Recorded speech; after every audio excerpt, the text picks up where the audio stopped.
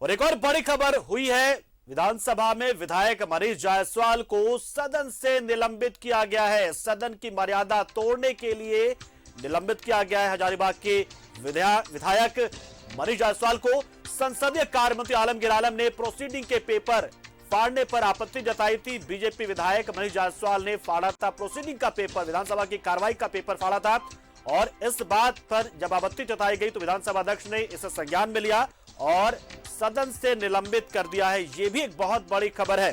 तो काफी हंगामा भी हो रहा है और उसी के बीच में कई एक बड़ी चीजें देखने को मिली, चाहे वो मॉब लिंचिंग पर विधेयक लाए जाने की बात हो या फिर मनीष जायसवाल का निलंबन हो। इसके साथ साथ ही बहुत सारी जानकारियां सरकार की ओर से दी गई, जिसमें से फर्जी राशन कार्ड से लेकर तमाम तरह की बातें भी हैं। लेकिन ये दो प्रमुख घटनाएं आज घटी है।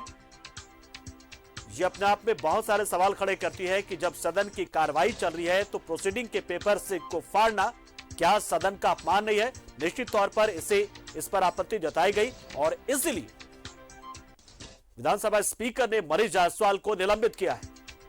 उन्होंने कहा कि आपत्ति अगर होती किसी बात पर तो कार्यस्थगन का प्रस्ताव लेकर आए, आप शून्यकाल में प्रश्न पूछे, बहुत सारी चीजें हैं जो आप ला सकते हैं, लेकिन आपने प्रोसीडिंग के पेपर से फाड़ दिए और ये किसी भी तरीके से स्वीकार्य नहीं है, ये सदन को मंजूर नहीं है।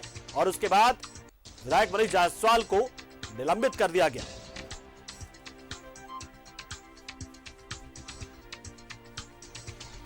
बता दें आपको कि लगातार सदन में कई एक मुद्दों को लेकर हंगामा हो रहा है, खासतौर से जेपीएससी को लेकर, और इन सब के बीच में सदन की कार्रवाई जब आज शुरू हुई तो सरकार की ओर से मॉब लिंचिंग पर विधेयक लेकर आया गया है और जिसे नाम दिया गया है Jharkhand prevention of mob violence and mob lynching bill 2021।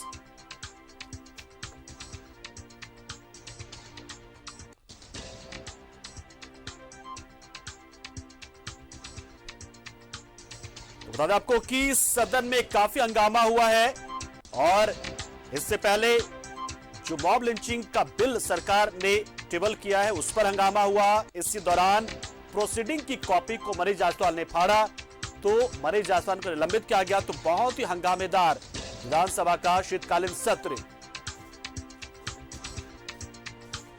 और राजेश, इस खबर पर पूरी जानकारी देने के लिए कि आखिर कार्रवाई में क्या क्या हो रहा है, सदन में किस तरीके से चीजें चल रही हैं, उसको लेकर हम पूरी जानकारी लेंगे हमारे सहयोगी राजेश से, जो इस वक्त हमारे साथ सीधा जुड़ रहे हैं। राजेश, निश्चित तौर पर यह एक बहुत बड़ा मामला है और जो मॉब लिंचिंग का जो विधेयक लेकर सरकार आई है उसको लेकर काफी हंगामा हो रहा है और भी बातें करेंगे हम कि क्या हुआ, लेकिन सबसे पहले इसी पर हम बात करेंगे आपसे कि क्या हो रहा है सदन में इस मामले को लेकर। हालांकि लगातार एक हंगामा हो रहा है, बीजेपी की आपत्तियां क्या है, सरकार की ओर से क्या दलीलें दी जा रही है?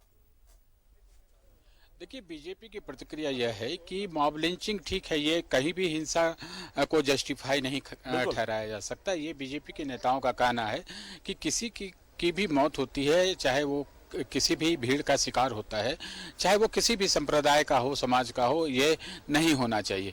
लेकिन बीजेपी को आपत्ति है कंटेंट पर, जो बिल के जो कंटेंट है उस पर आपत्ति है। कुछ एक कंटेंट जो है उसको लग रहा है कि ये जानबूझकर किसी वर्ग विशेष को ध्यान में रखकर ही ऐसा किया गया है। जबकि देखिए, मॉब लिंचिंग के किसी के साथ होता है, किसी भी समाज समुदाय के साथ यह घटना हो सकती है। तो अगर कानून बनता है तो कानून का ये एक नेचुरल फेनोमेनन है कि आप उसमें समानता होनी चाहिए, सबके साथ एक कानून लागू होता है। बीजेपी नेताओं का कहना है कि कुछ एक चीज़ें इसमें इस तरह से तैयार की गई हैं जो ऐसा लगता है कि खास समुदाय के लिए ही ये एक ढाल के रूप में विधेयक लाया जा रहा है। ऐसा नहीं होना चाहिए, इसलिए कई विधायकों ने संशोधन के प्रस्ताव भी दिए हैं। अभी सदन के अंदर उस पर चर्चा हो रही है। आलमगीर आलम ने बताया कि ये कुछ लोगों ने तो यह भी मांग की कि इसे प्रवर समिति को सौंप दिया जाए, ताकि वो प्रवर समिति उस पर विचार करने के बाद जो आवश्यक संशोधन है उसकी अनुशंसा के साथ अगले सत्र में, यानी अगला जो बजट सत्र होगा तो उसमें आ सके। लेकिन आलमगीर आलम जो संसदीय कार्य मंत्री हैं वो कह रहे हैं कि मॉब लिंचिंग से संबंधित जो ये विधेयक लाया गया है ये बहुत महत्वपूर्ण है और जरूरी है, क्योंकि इस तरह की कुछ घटनाएं होती हैं जिसपे एक वातावरण बनेगा, कानून का खौफ होगा लोगों पर, भीड़ भीड़ जो है किसी को इस तरीके से कानून हाथ में लेते हुए किसी की को मारपीट करके किसी की हत्या नहीं कर सकती है। तो इसलिए सत्ता पक्ष की अपनी दलीलें हैं और विपक्ष की अपनी दलीलें हैं कि ये जो बिल है वो कहीं न कहीं पूर्वाग्रह से ग्रसित होकर ये जो सख्त कानून सरकार बनाने की कोशिश में है तो पूरे राज्य में लागू होगा, तो फिर बीजेपी को आपत्ति भला क्यों है? क्योंकि कानून तो सबके लिए बराबर है और जब कानून लागू होगा तो पूरे राज्य में लागू होगा, पूरे झारखंड में लागू हो रहा, तो फिर क्यों आपत्ति बीजेपी को?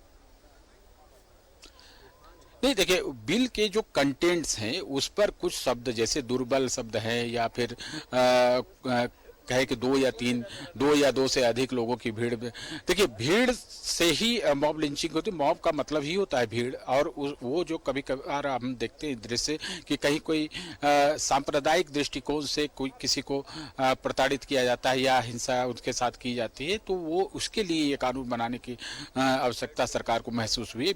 बीजेपी ये नहीं कह रही कि कानून गलत है, कानून बनना चाहिए, लेकिन उसमें जो कंटेंट है उसको इस पर आपत्ति है कि कुछ एक चीजें जो इसमें सन्निहित है, जो उल्लिखित है, वो कहीं न कहीं एक खास समुदाय विशेष के लिए को ध्यान में रखते हुए बनाया गया है, जबकि ऐसा नहीं होना चाहिए। अगर संशोधन का जो प्रस्ताव बीजेपी के विधायकों ने दिया है उस पर सरकार संशोधन कर सकती है और संशोधन के बाद उसे पारित कराया जा सकता है।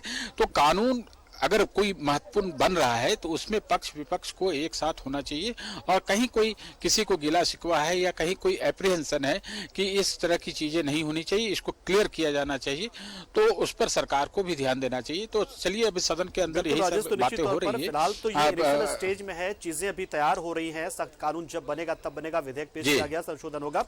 पुलिस एट्रोसिटीज की बात भी मुझे लगता है कि थोड़ा सा हो रहा होगा, दिमाग में होगा बीजेपी के। वो सवाल है भी कि पुलिस एट्रोसिटीज शायद बढ़ जाए। एक और जो चीज देखने को मिला सदन में, मनीष जायसवाल का जो मिसबिहेव देखने को मिला, सदन की कार्रवाई चल रही है, आपत्ति आप जता सकते हैं, सवाल पूछ सकते हैं, कार्यस्थगन प्रस्ताव ला सकते हैं, प्रोसीडिंग की कॉपी फाड़कर जो उन्होंने किया, क्यों किया, क्या वो दलील दे रहे हैं इसको लेकर?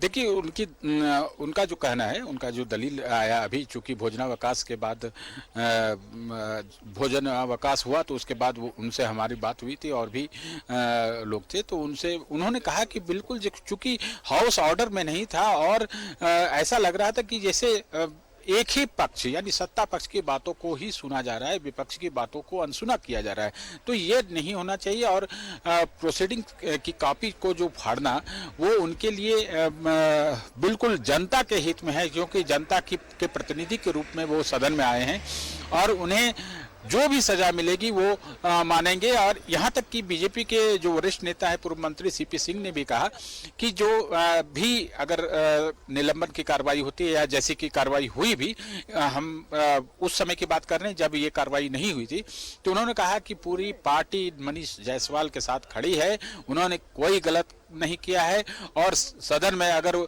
उनके सदस्यों की बात अगर अनसुनी हो जाती है, अगर सेशन के लिए हुआ है या फिर आज के लिए हुआ है, कैसे हुआ ये निलंबन? ये 2 दिनों के लिए है, मतलब कल तक ये शेष जो दिन बचे हुए हैं, आज और कल तक है यह सत्र। तो फिलहाल वही शेष सत्र के लिए किया गया है कि अभी से ऑनवर्ड्स टिल कल जो है सत्र का जो अंतिम दिन है उस समय तक के लिए उन्हें निलंबित किया गया। इसका विरोध जोरदार तरीके से सदन के अंदर हुआ है। बना रहे हो, बहुत महत्वपूर्ण जगह पर आप हैं और यहाँ पर जनता से जुड़ी बहुत सारी चीजें वहां पर हो रही होंगी, निश्चित तौर पर आप नजर बना रहे कार्रवाई पर, और जो भी जानकारी आती फटाफट हम तक पहुंचाते जाए। शुक्रिया फिलहाल आपका, आप हमारे साथ जुड़े, पूरी जानकारी आपने दी, दर्शकों को बताया कि किस तरीके से सदन में कार्रवाई चली, कैसे मॉब लिंचिंग वाले विधेयक पर संशोधन की भी बात सामने आ रही है। बहुत शुक्रिया राजेश आपका।